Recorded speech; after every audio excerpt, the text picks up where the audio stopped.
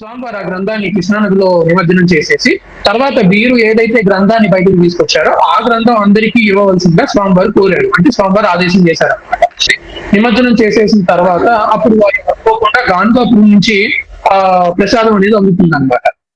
అంటే ఇక్కడ స్వామి అంటే వీరు చేసినటువంటి కార్యానికి స్వామివారు యొక్క అనుగ్రహం కూడా లభించింది అనమాట. అంటే ఇదే విషయాన్ని స్వామివారు చెప్తారు కూడా ఆ చరిత్రామృతంలో. నీవు ఎప్పుడైతే దీన్ని కృష్ణానగర్ నిమజ్జనం చేసేసిన తర్వాత నీవు వస్తావా, తర్వాత నా యొక్క అనుగ్రహం గానగాపురం నుంచి నీకు అందుతుంది అనేటువంటి విషయాన్ని స్వామివారు ప్రస్తావిస్తారు. అదే కూడా ఉన్నది ఇది చరితామృతంలో ఇప్పుడు మనం మాట్లాడుకునేటువంటి ప్రతి విషయం పాయింట్ టు పాయింట్. అయితే లాజికల్ గా అంటారు కదా, ఎందుకు నీళ్ళల్లో వేసేసారు, ఇట్లాంటిది ఇంకెక్కడైనా జరిగిందా? ఇట్లాంటిది కూడా మనం చూసుకుంటే ఇప్పుడు ఉంది, దీనికి ప్రమాణం లేదనేటువంటిది ఏం లేదు. ఇప్పుడు మీరు చూసుకుంటే కొన్ని గ్రంథాలు ఏవైతే ఉన్నాయో వాటిని ప్రిజర్వ్ చేసేటువంటి పద్ధతి భగవంతుడికే తెలుస్తుంది. ఎందుకు అని అంటే స్వామి వారు చెప్పినట్టుగా స్వామికి ఆ యొక్క గ్రంథానికి వ్యత్యాసం లేదని చెప్పారు. అంటే ఆ యొక్క గ్రంథం ఎంత శక్తివంతమై ఉంటుంది, దాన్ని ఇప్పుడు ఉన్నటువంటి వాళ్ళు కూడా ఎట్లా పడితే అట్లా వాడుకునే అవకాశం ఉంది. అందువల్ల స్వామివారు ఏంటంటే దత్తాత్రేయ పరంపరలో ఇట్లాంటి గ్రంథాలని గుప్తం చేయడం అనేటువంటిది ఉంటుంది. అయితే ఈ విషయంలో మనం మీరు చూసుకుంటే త్రిపుర రహస్యంలో 3 కాండాలు ఉన్నాయి. స్వామివారి త్రిపుర రహస్యం ఏదైతే ఉందో దత్తాత్రేయ స్వామివారి త్రిపుర రహస్యం అనేటువంటిది దత్తుల వారు పరశురాముల వారికి అందించినటువంటి జ్ఞానం అనమాట. అదే శ్రీ విద్యా ఉపాసన. అందులో మీరు చూసుకుంటే ఇప్పుడు మనకి ఓన్లీ జ్ఞానకాండ మాత్రమే బయట అవైలబుల్ గా ఉంది. మిగిలిన కాండాలు అనేటువంటి బయట అవైలబుల్ గా లేవు. అవి మరి ఏమైపోయినాయి, ఇంతవరకు ఉన్నటువంటివి ఏమైపోయినాయి అంటే ఏమని చెప్తావు సమాధానం? ఎవరు ఏం చెప్పలేం కదా. స్వామివారు దాన్ని గుప్తం చేస్తున్నారు. ఇది ఒక విషయం. ఇంకొక విషయం ఏంటంటే మీరందరూ చూస్తే శ్రీగురు చరిత్ర ఏదైతే మనం ఇప్పుడు అందరం పారాయణ చేసేటువంటి శ్రీగురు చరిత్రతో ఆ శ్రీగురు చరిత్ర కూడా ఇట్లాంటి స్టోరీనే ఉంది. ఎట్లాంటిదంటే మీరు చూస్తే స్వామివారు నర్సోపవాడిలో ఉన్నప్పుడే హిప్పగిరి అనేటువంటి గ్రామంలో శ్రీగురు చరిత్ర ఆల్రెడీ ఉంది. అంటే జనరల్ అందరూ అనుకునేటువంటి స్వామివారి శరీరం వదిలిపెట్టేసిన తర్వాత ఈ చరిత్ర వచ్చిందని అనుకుంటున్నారు అందరూ. కానీ అసలు నిజం ఏంటంటే మీరు హిప్పగిరి అనేటువంటి గ్రామానికి వెళ్ళి చేస్తే అక్కడ శ్రీగురు చరిత్ర స్వామివారు నర్సోపవాడిలో ఉన్నప్పుడే ఆ యొక్క చరిత్ర అనేటువంటిది అవైలబుల్ గా ఉంది.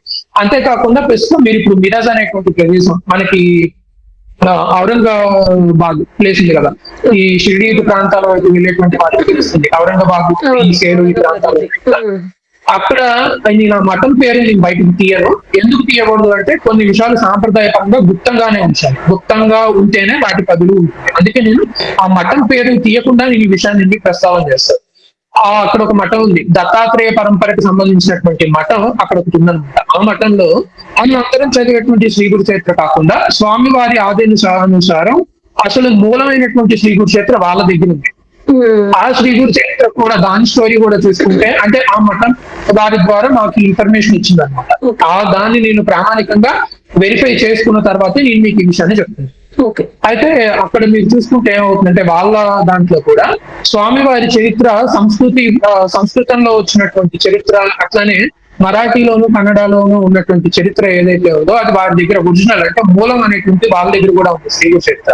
ఆ శ్రీగురు చరిత్రని ఈ మధ్యలో ఒకనొక సందర్భంలో స్వామివారు ఏమంటారంటే మీరు దాన్ని అంటే ఈ యొక్క గ్రంథాన్ని మీ దగ్గర ఉంచుకునేటువంటి సమయం అయిపోయింది, మీరు ఇప్పుడు ఆ గ్రంథాన్ని మీరు వేరే వాటిలోకి ఇతరత్ర అంటే పేపర్ అవ్వచ్చు ఇట్లాంటి వాటిలోకి మీరు దాన్ని ట్రాన్స్ఫర్ చేసేసి ఆ మూల ప్రతి ఏదైతే ఉందో దాన్ని అగ్నిలో దహించినట్టు ఆ యొక్క మఠం వాళ్ళు దాన్ని అట్లానే అగ్నిలో దహించేసేసి ఆ యొక్క గ్రంథాన్ని తర్జుమా చేసేసి అంటే నార్మల్ గా వేరే ఈ పేపర్ మీదకి వాళ్ళు మార్చేసేసి ఇప్పుడు దాన్ని అగైన్ ప్రిజర్వ్ చేసేసి ఆ శ్రీగురు చరిత్రని ఆ యొక్క పరంపరలో ఉన్నటువంటి వాళ్ళకి మాత్రమే అవైలబుల్ గా ఉంటుంది చూస్తున్నారు.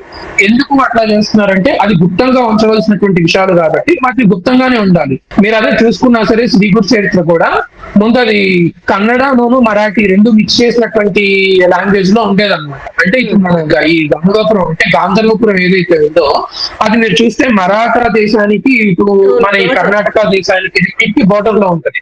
మీరు ఇప్పుడు అక్కడికి వెళ్ళినా కూడా వాళ్ళ లాంగ్వేజ్ మరాఠీ ప్లస్ కన్నడ రెండు మిక్స్ ఉంటది. ఎట్లా అయితే అనంతపురం ఇటువైపు వెళ్తే తమిళ్ ప్లస్ తెలుగు మిక్స్ అయిన లాంగ్వేజ్ ఎట్లయితే స్లాంగ్ మారిపోతుంది, ఆ పదాలు ఇట్లా కలుస్తాయి కదా, అట్లానే వాళ్ళ స్లాంగ్ ఉంటుంది అనమాట. అట్లా అందులో మనం చూసుకుంటే ఇందులో కూడా ఈ మరాఠీను కన్నడ కలిసినటువంటి భాషలో మొదటగా శ్రీగురు చరిత్ర వచ్చింది. ఆ శ్రీగురు చరిత్ర ఆచార్యకాండ అనేటువంటిది చాలా ఎక్కువ ఉంటుంది. మీరు ఇంకా చూసుకుంటే ఈ చాలా విషయాలు అంటే పతివ్రత ధర్మాల పరంగా మాట్లాడుకుంటే వాటి పరంగా అవ్వచ్చు, అవన్నీ కూడా మనకు చాలా విస్తృతంగా ఉంటాయి. అంటే ఆ కాలానికి సంబంధించినటువంటి ధర్మాలు ఏవైతే ఉన్నాయో అందులో చెప్పబడి ఉన్నాయి. బట్ కాకపోతే వారు వాటిని దత్తాత్రేయ అవతారం అయినటువంటి పెండే స్వామి గారి ద్వారా సరళీకరించి మనందరికీ ఇప్పుడున్నటువంటి వాళ్ళు కూడా దాన్ని పారాయణ చేసి ఆచరణలోకి తీసుకొచ్చే విధంగా అందించడం జరిగింది అనమాట. చేసే విధంగా స్వామి వారు దాన్ని తీసుకొచ్చారు అనమాట. సో అట్లా కనుక మీరు చూసుకుంటే ఈ యొక్క దత్తాత్రేయ పరంపరలో ఇట్లాంటి గుప్తమైనటువంటి విషయాలు త్రిపుర రహస్యం దగ్గర నుంచి ఈ రోజు ఈ శ్రీపాద శ్రీవల్లభ చరితామృతం వరకు కూడా ఇట్లాంటి గుప్తమైనటువంటి విషయాలు చాలా ఉన్నాయి. అంతేకాకుండా బాబావారి సచరిత్ర తీసుకుంటే బాబావారి సచరిత్ర కూడా మనందరూ ముఖ్యంగా అంటే బాబావారి అనుగ్రహంతోనే 380 పేజీల పుస్తకం ఎక్కడ ప్రాచుర్యంలోకి వచ్చింది. కానీ అందులో ఉన్నటువంటి విషయాలన్నీ వేరు, అంటే వేరని కాదు, చాలా క్లుప్తంగా ఉంటాయి. కానీ మీరు 800 పేజీల మూవీ టు మూవీ ట్రాన్స్లేషన్ పుస్తకాల్లో చూస్తుంటే ఏంటంటే చాలా ఎక్కువగా ఉంటాయి. ఇప్పుడు ఈ 380 పేజీల పుస్తకంలో మీరు చూస్తే బాబావారి లేని మహిమలు ఎక్కువ అనమాట. కానీ మీరు ఆ మూవీ టు మూవీ గ్రంథంలో మీరు చూసుకుంటే బాబావారు ఇచ్చినటువంటి సాధన మార్గాలు కూడా మనకు అందులో కనబడతాయి అనమాట. అట్లా మనం చూసుకుంటే అంటే ప్రతి అవతార పురుషుడి యొక్క చరిత్ర అనేటువంటిది వారి అనుగ్రహం మేరకు ఏది ఎంతవరకు బయట పాపులర్ అవ్వాలో అంతవరకే బయట పాపులర్ అవుతుంది. వారి అనుగ్రహం మేరకు అది ఎక్కువ బయటకు రావాలో అది అంతవరకే అవుతుంది అనమాట. ఇది దత్తాత్రేయ సాంప్రదాయంలో త్రిపుర రహస్యం దగ్గర నుంచి స్టిల్ ఈ రోజు వరకు కూడా జరుగుతానే ఉంది. అది దాన్ని మనం సాంప్రదాయంలో ఉన్నటువంటి విషయంగానే మనం పరిగణించి తీసుకోవాలి. అయితే ఇప్పుడు ఈ విషయాలన్నీ ఇట్లా ఉంటే ఇట్లాంటి సంశయాలు ఏర్పడినప్పుడు అంటే ఈ గ్రంథం ప్రామాణికమా కాదా అనే సంశయాలు మనకి ఏర్పడినప్పుడు దాన్ని మనం ఏ రకంగా పరిష్కరించుకోవాలి అనేటువంటిది మనం ఇప్పుడు మాట్లాడుతున్నాం.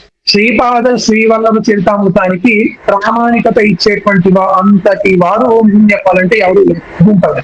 ఎందుకంటే అది స్వతప్రామాణికమైనటువంటి గ్రంథము, అది స్వామికి ఆ యొక్క గ్రంథానికి ఎట్లాంటి వ్యత్యాసము అనేటువంటిది లేదు. స్వామి వారు చరితామృతంలోనే వారు స్వయంగా చెప్పినటువంటి విషయం ఏంటంటే అసలు ఇది స్వతప్రామాణిక గ్రంథం, దీనికి ఇది ప్రమాణం అని చెప్పేటువంటి వాడు ఎవరు లేదు. కాకపోతే స్వామివారి అదే స్వామివారి మళ్ళీ ఏమని మాట్లాడారు, ఈ యొక్క గ్రంథము అత్యున్నత స్థితిలో ఉన్నటువంటి యోగులకు మాత్రమే చాలా ఈజీగా సులభంగా అర్థమవుతుంది, ఇందులో ఉన్నటువంటి విషయాలు వాళ్ళకి అనుభవంలోకి వస్తాయి అనేటువంటి విషయాన్ని స్వామివారు సెలవిచ్చారు. సో ఇప్పటి కాలంలో కనుక మనం అట్లాంటి వారు ఎవరన్నా ఉన్నారా అనేటువంటి విషయాన్ని మనం తీసుకుంటే మనకి ఖచ్చితంగా అందరుతుంది. అట్లానే మంత్రి మహాత్ములు నడిచే కాలభైరవ స్వరూపం అయినటువంటి సిద్ధేశ్వరానంద భారతీ స్వామి గారు కనబడతారు. అట్లా మనం చూసుకుంటే సజ్జనగడ రామస్వామి గారు ఉన్నారు. నేను ఆల్రెడీ సజ్జనగడ రామస్వామి గురించి చాలా ఇన్ఫర్మేషన్ ఇంతకుముందే నేను చెప్పుకున్నాను. సాక్షాత్తు దత్తాత్రేయ అవతారమైనటువంటి శ్రీధర స్వామి వారి యొక్క ప్రత్యక్ష శిష్యుడు సజ్జనగడ రామస్వామి గారు. ఈ సజ్జనగడ రామస్వామి వారి ద్వారా నాకు ఈ గ్రంథం వచ్చింది. ఇంకా ముఖ్యంగా మనం మాట్లాడుకుంటే సమర్థ రామదాసు స్వామి వారి సాంప్రదాయం ఏదైతే ఉందో ఆ సాంప్రదాయానికి సంబంధించినటువంటి వారే ఈ సజ్జనగడ రామస్వామి గారు. అసలు ఈ రోజు సనాతన ధర్మానికి ఇంకా నూకలు ఉన్నాయంటే దానికి కారణం ఎవరు? ఛత్రపతి శివాజీ మహారాజ్ వారి యొక్క గురువు అయినటువంటి సమర్థ రామదాసు స్వామి వారి యొక్క అనుగ్రహం ద్వారానే ఇంతవరకు ఇదంతా వస్తుంది. అంతేకాకుండా నేను చెప్పిన దాంట్లో మీరు చూస్తే సమర్థ రామదాసు స్వామి వారికి కూడా దత్తాత్రేయుడు శ్రీపతి రూపంలో దర్శనమిచ్చారు. ఆ విషయం అక్కడ గుర్తుపెట్టుకోండి. అట్లా ఈ సజ్జనగడ రామస్వామి గారు చాలా అంటే చాలా గొప్ప పరంపరకి సంబంధించినటువంటి వారు. ఆ పరంపర ఎట్లాంటిది అంటే ఈ రోజు సనాతన ధర్మం నిలబడడానికి ఒక రీజన్ అయినటువంటి పరంపర, అంతటి గొప్ప పరంపరకు సంబంధించినటువంటి వారి ద్వారా మనకి గ్రంథం బయటకు వారు అట్లనే ఈ యొక్క గ్రంథాన్ని అందరికీ విస్తరింపజేశారు. సో మనం చూసుకుంటే అంటే యోగుల స్థానంలో ఉన్నటువంటి వారిలో తీసుకుంటే మొదటిగా సజ్జనగడ రామస్వామి వారి ద్వారా ఈ గ్రంథం కాబట్టి అసలు ఆ గ్రంథం పరమ ప్రామాణికమైనటువంటిది అని మనం చెప్పడంలో ఎటువంటి సందేహం లేదు. ఇది మొదటి విషయం. రెండో విషయం ఏంటంటే ఈ శ్రీపాద శ్రీవల్లభ చరితామృతాన్ని తమిళనాడుకు సంబంధించినటువంటి ఒక బాబావారి భక్తురాలు తమిళ్లోకి ఉన్నటువంటి గ్రంథాన్ని ఇంగ్లీష్ లోకి ట్రాన్స్లేట్ చేయడం జరిగింది అనమాట. ఇంగ్లీష్ లోకి ట్రాన్స్లేట్ చేయడం జరిగింది. బాబావారి ఆదేశంతోనూ నేను అది జరిగిందని ఆ యొక్క గ్రంథాన్ని ట్రాన్స్లేట్ చేసినటువంటి ఆవిడ చాలా మందికి చెప్పారు. ఆవిడ ఇంకొక విషయం ఏంటంటే ఆవిడికి సజ్జనగడ రామస్వామి వారికి కూడా చాలా మంచి సంబంధం ఉందన్నమాట. అంటే ఆవిడ సజ్జనగడ రామస్వామి వారి ద్వారా ఈ గ్రంథాన్ని ఇంగ్లీష్ లోకి ట్రాన్స్లేట్ చేసే ముందు సజ్జనగడ రామస్వామి వారి యొక్క అనుగ్రహాన్ని తీసుకొని తర్వాత ఆమె ట్రాన్స్లేట్ చేశారు అనమాట. అట్లా ఆవిడ కూడా ఏంటంటే ఈ గ్రంథాన్ని బయటికి తీసుకొని రావాలంటే అంటే మన ఈ దక్షిణ భారతదేశం వైపు పరమ ప్రామాణిక పీఠం ఉందంటే అది కంచిపీఠం. అందులోనూ ముఖ్యంగా తెలుగు వారు తమిళ వారు కూడా ఆ పీఠం వైపు చాలా ఇంక్లైన్ అయి ఉంటారు. ఎందుకంటే మనందరికీ మహాపెరియార్ గారి గొప్పతనం తెలుసు, నడిచే దైవంగా వారు కీర్తింపబడ్డారు అనమాట. అందులో అంతేకాకుండా 2500 సంవత్సరాల చరిత్ర ఉన్నటువంటి పీఠం అది. సాక్షాత్తు శంకర్ల ద్వారా ఏర్పడింపబడినటువంటి పీఠం అది. శంకర్లే అక్కడ గురుస్థానంలో ఉండి పరిపాలించినటువంటి పీఠం కూడా కాంచి మహాపీఠం. అటువంటి పీఠానికి ఈ గ్రంథాన్ని ఇంగ్లీష్ లో ట్రాన్స్లేట్ చేసినటువంటి ఆవిడ ఎవరైతే ఉన్నారో ఆవిడ వాళ్ళ దగ్గరికి వెళ్ళి గ్రంథంలో ఉన్నటువంటి విషయాలన్నింటినీ కూడా చూపించి వాళ్ళ దగ్గర నుంచి శ్రీముఖం తీసుకొని రావడం జరిగింది. ఇప్పుడు ఉన్నటువంటి జగద్గురు శ్రీ శంకర విజయేంద్ర సరస్వతి స్వామి వారు ఆ యొక్క గ్రంథంలో ఉన్నటువంటి విషయాలన్నింటినీ కూడా ఆ యొక్క పీఠం వారితో పరిశీలింపజేసి ఆ యొక్క గ్రంథానికి అనుగ్రహ శ్రీముఖాన్ని ప్రసాదించాలన్నమాట. అనుగ్రహ శ్రీముఖంతో వారు ఈ గ్రంథంలో ఉన్నటువంటి వాటన్నిటి పరంగా కూడా ఆ యొక్క పీఠ దేవత అయినటువంటి కామాక్షి చంద్రమౌళీశ్వరుల అనుగ్రహాన్ని తెలుపుతూ ఆశీర్వదించి ఇచ్చారన్నమాట. అదొకటి. సో ఇప్పుడు మనం చూసుకుంటే మనందరికీ ఈ శంకర పీఠాలన్నింటిలో కూడా చాలా ప్రామాణికమైనటువంటి పీఠము, సాక్షాత్తు దైవమే పీఠాధిపతిగా ఉన్నటువంటి పీఠము కంచిపీఠం. సో అటువంటి పీఠం నుంచే ఈ గ్రంథానికి మనకి శ్రీముఖం అట్లాంటి విషయాలు వచ్చినాయి అని అంటే, సో అట్లాంటప్పుడు అసలు దాని ప్రామాణికతను మనం ఆలోచించాల్సిన అవసరం ఉంది, అంతే కదా. ఇప్పుడు మనం చూస్తే శంకర విజయేంద్ర సరస్వతి స్వామి వారు చాలా గొప్పది.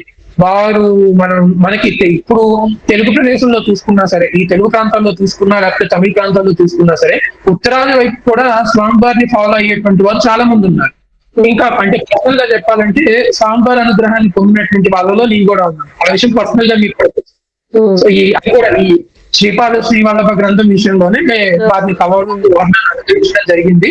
సో అట్లా మనం చూసుకుంటే ఏంటంటే ఆ యొక్క పీఠం తరపున కూడా ఈ యొక్క గ్రంథానికి అనుగ్రహ శ్రీముఖం అనేటువంటిది లభించింది. నేను మళ్ళీ చెప్తున్నాను. ఇంకొక విషయం ఏంటంటే ఆ యొక్క గ్రంథంలో ఉన్నటువంటి విషయాలు ఇది ప్రామాణికం అది ప్రామాణికం అని చెప్పేటువంటి వారు ఎవరు కాదు. దానికి ప్రామాణికం ఎవరంటే సాక్షాత్తు శ్రీపాద వల్లభుడే. కాకపోతే అందులో ఇప్పుడు ఉన్నటువంటి గొప్ప స్థితిలో ఉన్నటువంటి యోగులు ఆ గ్రంథంలో ఉన్నటువంటి విషయాలన్నిటిని అర్థం చేసుకొని వాటిని అనుభవంలోకి తెచ్చుకోగలుగుతున్నారు అనేటువంటి పరంగా మాత్రమే నేను ఈ శ్రీముఖాల గురించి మాట్లాడు. సో ఇదొక ప్రామాణికం అన్నమాట. ఇక మూడో ప్రామాణికం ఏంటంటే దత్త పరంపరలో శ్రీపాద శ్రీవల్లభ ఈ చరితామృతానికి చాలా గొప్ప ప్లేస్ ఉంది. అది ఎట్లా ఉంది అని దాని గురించి మనం మాట్లాడుకోవడానికి ముందు నేను మీ అందరికి ఒక గ్రంథాన్ని చూపిస్తాను. చూడండి, దత్తాత్రేయ పరంపరలో ఉన్నటువంటి వాళ్ళందరూ కూడా ఈ దత్తాత్రేయ సర్వస్వం అనేటువంటి గ్రంథం లేకుండా సాధన చేయలేరు. ఈ దత్తాత్రేయ సర్వస్వం అనేటువంటి గ్రంథాన్ని మనకు అందించినటువంటి వారు ఎవరయ్యా అని మనం చూస్తే విద్యాసాగర శర్మ గారు అనమాట. ఈ దత్తాత్రేయ సర్వస్వం అనేటువంటి గ్రంథాన్ని మనందరికీ అందించినటువంటిది విద్యాసాగర శర్మ గారు.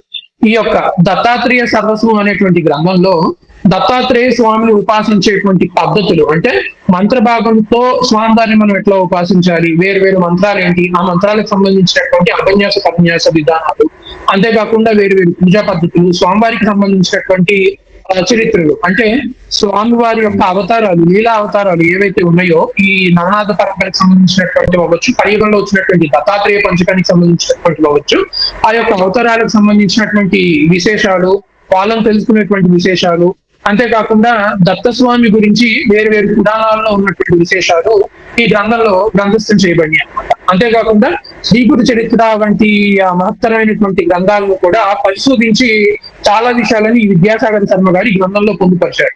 వారు శ్రీపాద శ్రీవల్లభ చరితామృతం గురించి కూడా రాశారన్నమాట. శ్రీపాద శ్రీవల్లభ చరితామృతం గురించి వారు ప్రస్తావిస్తూ శ్రీపాద శ్రీవల్లభుల వారి జన్మ గురించి, అంతేకాకుండా వారి చరితామృతం ఏ రకంగా బయటకు వచ్చింది అనేటువంటి విషయాన్ని కూడా వారు రాశారు. అయితే ఈ గ్రంథాన్ని వారు రచించినటువంటి సందర్భంలో సజ్జనగడ రామస్వామి వారినే కాకుండా దత్తాత్రేయ పరంపరలో ఉన్నటువంటి ఇప్పుడు మనకి బయట కనబడుతున్నటువంటి వేరు సత్పురుషులను కూడా వారు కలవడం జరిగింది. కేతులని సత్పురుషుల్ని కూడా వారు కలవడం జరిగింది. ఈ దత్తాత్రేయ సర్వస్వంలో ఉన్నటువంటి విషయాలన్నింటినీ వారు ఈ విద్యాసాగర శర్మ గారు వారందరి ద్వారా కూడా పరిశీలింప చేసుకున్న తర్వాత వారి దగ్గర నుంచి శ్రీముఖాలు తీసుకొని రావడం కూడా జరిగిందనమాట. అట్లా ఈ గ్రంథం అనేటువంటిది దత్తాత్రేయ సంప్రదాయంలో పరమ ప్రామాణికమైనటువంటి గ్రంథంగా అందరూ గుర్తుంచుకోవాలి. వారు శ్రీపాద శ్రీవల్లభ చరితామృతం గురించి కూడా రాశారనమాట. శ్రీపాద శ్రీవల్లభ చరితామృతం గురించి వారు ప్రస్తావిస్తూ శ్రీపాద శ్రీవల్లభుల వారి జన్మ గురించి, అంతేకాకుండా వారి చరితామృతం ఏ రకంగా బయటకు వచ్చింది అనేటువంటి విషయాన్ని కూడా వారు రాశారు.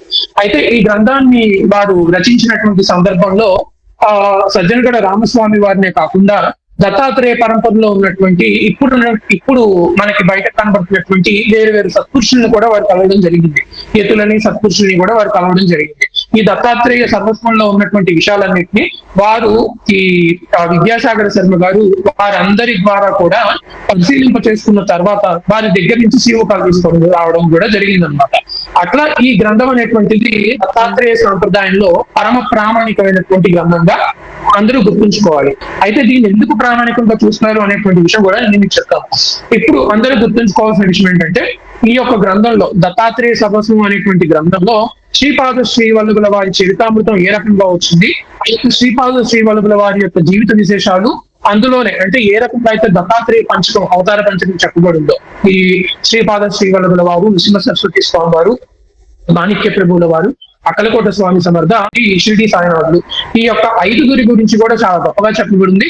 అంతేకాకుండా శ్రీపాద శ్రీవల్లభ చరితామృతంలో ఉన్నటువంటి విషయాలన్నీ, శ్రీపాద వల్లభ చరితామృతం ఎట్లా బయటకు వచ్చింది, ఆ తర్వాత వారు సజ్జనగడ రామస్వామి వారి నుంచి శ్రీపాద వల్లభ చరితామృతాన్ని ఎట్లా పొందారు అనేటువంటి విషయాలను కూడా రచయిత ఇందులో పొందుపరిచారు. ఆ తర్వాత మీరు వేరు వేరు ఇతరుల దగ్గరికి వెళ్ళి వారి యొక్క అనుగ్రహాన్ని కూడా తీసుకున్న తర్వాత ఈ బుక్ ని పబ్లిష్ చేశారనమాట. మనం చూస్తే దత్తాత్రేయ సాంప్రదాయంలో ఈ యతి సాంప్రదాయం ఎట్లా అయితే ఉందో అట్లానే గృహస్థుగా ఉంటూ కూడా దత్తస్వామిని ఉపాసించి అంతటి స్థితికి చేరుకున్నటువంటి వారు చాలా మంది ఉన్నారు. నేను మీకు ఇందాక చెప్పాను కదా, దత్తాత్రేయ అంశావతారాలు అనేటువంటివి ఏ రకంగా వెళ్తాయి. ఏం జరుగుతుందంటే, వారు అహం నశించినప్పుడు దత్తస్వామి యొక్క కొన్ని కళలు లేకపోతే అంశాలు ఆ యొక్క సాధకుల్లో ప్రవేశింపబడతాయి అన్నమాట. వారు అప్పటి నుంచి దత్త కార్యం నిర్వహిస్తూ ఉంటారు. అందులో భాగంగా మనం చూసుకుంటే ఈ యొక్క విశ్వయోగి విశ్వంజీ మహారాజ్ గారు చాలా మంది సుపరిచితులే. విశ్వయోగి విశ్వంజీ మహారాజ్ గారి యొక్క అన్నయ్యే ఈ విద్యాసాగర శర్మ గారు అనమాట. వీరిరువురికి కూడా మళ్ళీ ఇంకొక విషయం ఏంటంటే ఇక్కడ మనం గుర్తుంచుకోవాల్సింది, వీరిరువురు కూడా విద్యాసాగర శర్మ గారు అట్లానే విశ్వయోగి విశ్వంజీ మహారాజు, వీరిద్దరూ కూడా ఈ శ్రీధర స్వామి వారి పరంపరకు సంబంధించినటువంటి వాళ్ళే. వీళ్ళిద్దరికీ దత్తాత్రేయ మంత్రోపదేశం శ్రీధర స్వామి వారి ప్రత్యక్ష శిష్యుడైనటువంటి వాడేకర్ మహారాజ్ గారి నుంచి వచ్చింది. నేను మీకు అందుకే ఇందాక వాడేకర్ మహారాజ్ గారి గురించి చెప్పాను అనమాట.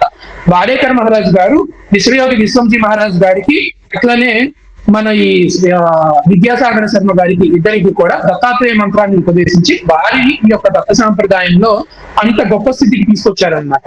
అండ్ ఇంకొక గమ్మత్తైన విషయం ఏంటంటే, విద్యాసాగర శర్మ గారు కంప్లీట్ గా సాయిబాబా వారి భక్తి, వారికి బాబా వారు దత్తాత్రేయ స్వామిగా దర్శనం ఇచ్చారు అనేటువంటి విషయాన్ని ఈ యొక్క గ్రంథానికి వారు రాస్తున్నటువంటి ముందు మాటలోనే మనకి ఉంటుంది.